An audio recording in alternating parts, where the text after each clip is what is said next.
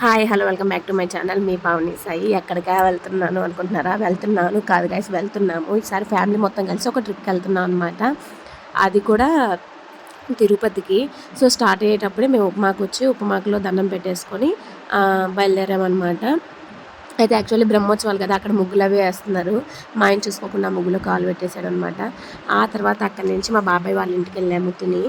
వెళ్ళేసి అక్కడ మా ఆటో పెట్టేసి అక్కడి నుంచి ఇప్పుడు మేము సామర్లకోటకు వెళ్ళాలన్నమాట. సామర్లకోటకు వెళ్ళాలంటే మినీ యుద్ధం చేసాము. తుల్లో ఎక్కేసి అక్కడి నుంచి పిఠాపురంలో దిగే వరకు ఆ మ్యాజిక్లో ఈవెన్ కాళ్ళు సరిగ్గా చేసుకోవడానికి కూడా ప్లేస్ లేదు గైస్. ఎంత ఇరుగ్గా ఉందంటే అంత ఇరుగ్గా ఉంది. కానీ ట్రైన్ మిస్ అయిపోతామేమో అని భయంతో మ్యాజిక్ ఎక్కేసి అక్కడి నుంచి పిఠాపురంలో దిగి అక్కడ మళ్ళీ ఆటో ఎక్కి అక్కడి నుంచి సామర్లకోటకి వెళ్ళామన్నమాట.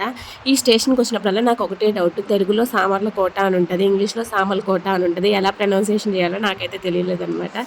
ఇంకా అలా మేము ముందు వచ్చాం కదా, ట్రైన్ ఎలాగో కాస్త డిలే అయింది, అందుకని వెయిట్ చేస్తూ ఉన్నాము. ఆ తర్వాత మా వారు అక్కడ కూర్చోన్నారనమాట. దూరంగా వెళ్ళి చూడరా అని చెప్పి వీడియో తీస్తూ ఉన్నాను. బట్ చూశారు ఫైనల్లీ.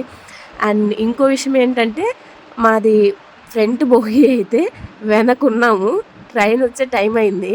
ఇప్పుడు ముందుకు వెళ్ళాలి చాలా దూరం.